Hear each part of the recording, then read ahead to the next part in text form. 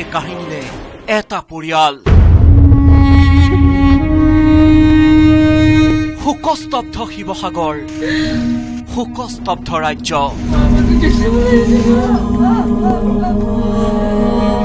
দিখৌনৈত সলিল সমাধি একেটা পৰিয়ালৰে 5 জনৰ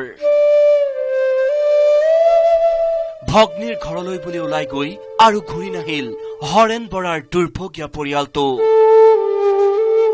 শনিবাৰে সন্ধিয়া দিখৌমুখৰ ডিচিয়ালত সংঘটিত হল এই মৰ্মান্তিক দুৰ্ঘটনা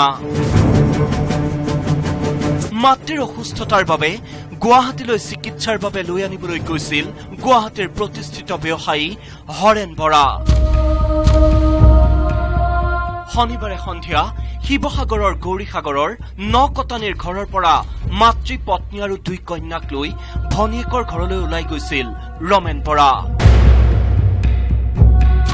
গুৱাহাটীৰ পৰা এজন গাড়ী চালক লৈ গৈছিল যদিও সন্ধিয়া হৰেন বৰাই নিজেই গাড়ী চলাই পৰিয়ালটোলৈ ওলাই আহিছিল ভনীয়েকৰ ঘৰলৈ যেন মহাকালে হাত বাউলি মাতিছিল দুৰ্ভগীয়া পৰিয়ালটোক দিখৌনৈৰ মথাউৰিত উঠাৰ সময়তে নিয়ন্ত্ৰণ হেৰুৱাই গাড়ীখন পৰেগৈ খৰস্ৰোতা দিখৌনৈ মুহূৰ্ততে দিখৌনৈত অদৃশ্য হৈ পৰে হৰেন বৰাৰ পৰিয়ালে যাত্ৰা কৰা সুইফ্ট ডিজায়াৰ গাড়ীখন ভৰা দিখৌৰ বুকুত নিখোজ হৈ পৰে হৰেন বৰা তেওঁৰ মাতৃ পুনু বৰা পত্নী ফুনু বৰা আৰু 2 জীয়ৰী চিম্পী বৰা আৰু মুন্মি বৰা হুৱাদুৱা লাগিল সৰ্বত্ৰ শোকত ভাগি পৰিল সকলো বেমাৰ কাৰণে আহিছিলে মাক লৈ যাম বুলি এবাৰ তাৰপিছত বুলি কয় মই আহিব লৈছোঁ মোক মনা কৰিলোঁ দাদা তাৰপিছত দাদা নিজে গুচি আহিছে মই ইমান মানা কৰিলোঁ নাযাবি গাড়ীখন এক্সিডেণ্ট হৈছে বাছ এখন এক্সিডেণ্ট হৈছিলে দিছপুৰত আহি এনেকুৱা কৰিলোঁ নবজে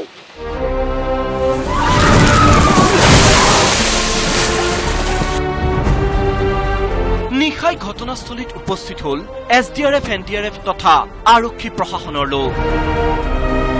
কিন্তু জোৰা তাপনি মাৰি চলি থকা ৰাজ্যৰ দুৰ্যোগ প্ৰশমন বিভাগৰ অকৰ্মণ্যতাত নিশা সন্ধান নোলাল পৰিয়ালটোৰ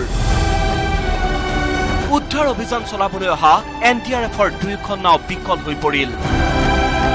ফলত উত্তেজিত হৈ পৰিল ঘটনাস্থলীত উপস্থিত হোৱা শোকবিহ্বল ৰাইজ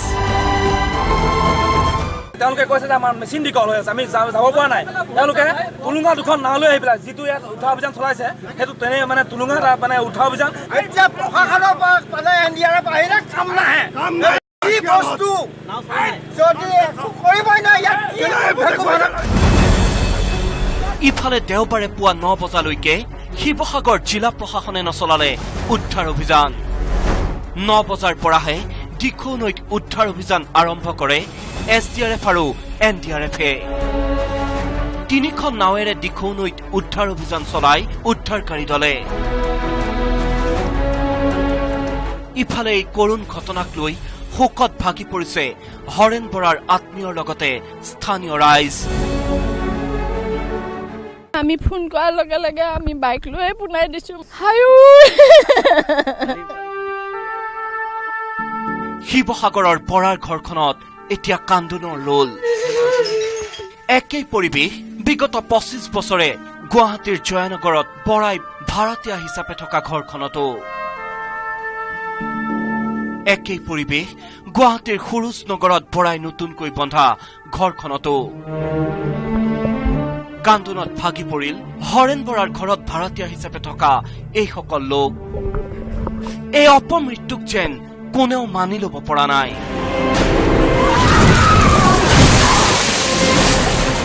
যোৱা দিনাখন লগ পাইছোঁ মানে মোক কৈছে মা ভাগৰ অসুখ হৈ আছে এটি কি বুলি কয় এনেই অলপ যাওঁ মোক মানে বহুত মৰম কৰে মানে সিহঁতে নিজৰ ভনী বাইদেউ নিচিনাকে মোক বহুত মৰম কৰে মানে ইফালে হৰেন বৰাৰ পৰিয়ালটোৰ উদ্ধাৰৰ বাবে দিখৌৰ পাৰতে স্থানীয় ৰাইজে নেদেখা জনলৈ জনালে প্ৰাৰ্থনা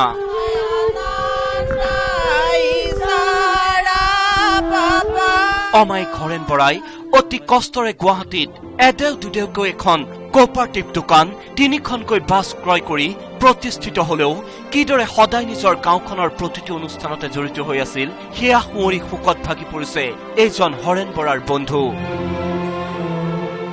তেওঁৰ লগত মই সময় আছোঁ বহুত সময় ধৰি। তেনেধৰণে তেওঁ ইয়াৰ পৰা গৈ বহুত কষ্ট কৰি পেলাই ৰাইড কৰিছিলে গুৱাহাটীত আৰু প্ৰায়ে আহি থাকিলে প্ৰায় লগৰ ল'ৰাবিলাক আমি লগ হওঁ। গাঁৱৰ লগত সম্পৰ্ক আছিলে আৰু অলপ সমাজপ্ৰিয় আছিলে তেওঁ। হৰেণ বৰাৰ সৰু জীয়ৰী মুন্মী বৰাই অধ্যয়ন কৰা দিছপুৰ শ্ৰীমন্ত একাডেমীৰ এইসকল সহপাঠীও মৰ্মান্তিক খবৰটো পোৱাৰ পিছতে শোকত ভাগি পৰিছে। আশা কৰোঁ SDRF বাহিনীয়ে যাতে অতি শীঘ্ৰে তেওঁলোকক উদ্ধাৰ কৰে আৰু বিশেষকৈ আমাৰ অতিকে বেয়া লাগিছে এইবাবে তেওঁ এগৰাকী মেধাশক্তি আৰু শান্তশিষ্ট প্ৰকৃতিৰ এগৰাকী ছাত্ৰী আছিলে।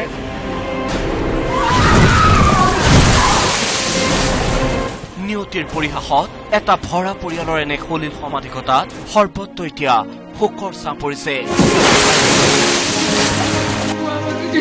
কেমেৰাত পূৰ্ণ বিকাশৰ সহযোগত শিৱসাগৰৰ পৰা Joyjyoti Gogoi, news 18 Assam north east.